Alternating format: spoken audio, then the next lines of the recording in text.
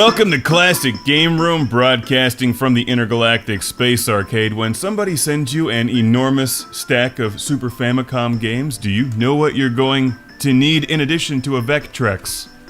A Super Famicom. This is the Nintendo Super Famicom Review.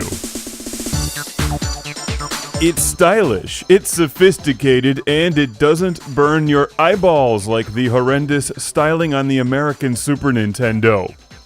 It's the Japanese Super Famicom. Family computer, that's super. What makes it so super? Because it plays Front Mission, among other things. It has a super colorful controller and an enormous library of awesome games. Released in 1990 in Japan, the Super Famicom or Super Nintendo went on to supposedly become the most successful 16-bit game console.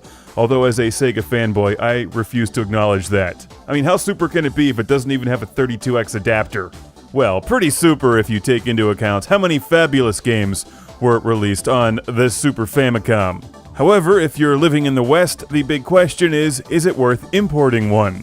Now, according to TJ on CGR Undertow, you can easily modify an American Super Nintendo to play Japanese imports.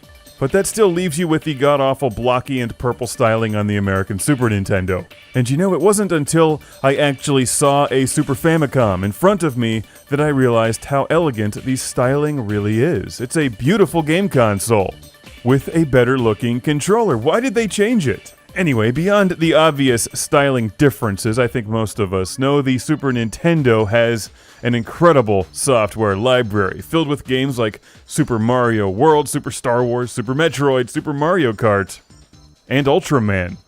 But if you're a serious Nintendo collector or looking to play a number of import games on a Super Famicom, the real thing, then this is what you're going to want. It works on US televisions at least. It's NTSC. It uses the exact same video cable, and I think it's pretty much the same power cable. It does run on US power.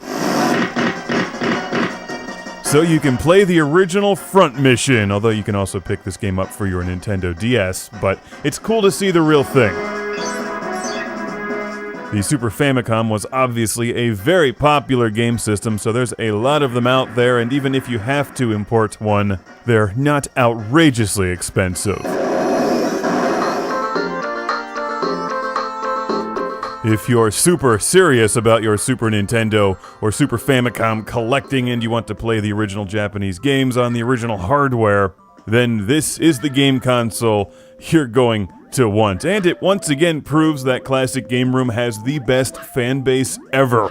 So many of the games and accessories reviewed on this show would not be possible without the generous donations from viewers like Felicity in Worcestershire, England, who sent this to the show. And of course, most of you know a lot of the other names like Mohammed, Frank, Dean, Chip, and I'm working to get to all of them. I have it calculated that it may take until the year 2084. Which is good because that way I can make a deal with our new robot masters and have myself turned into a cyborg and continue. So you know what to do if you're crazy about the Japanese library on the Super Nintendo. Then I would recommend a Super Famicom. Especially if your name is Mark, because it will only work for us.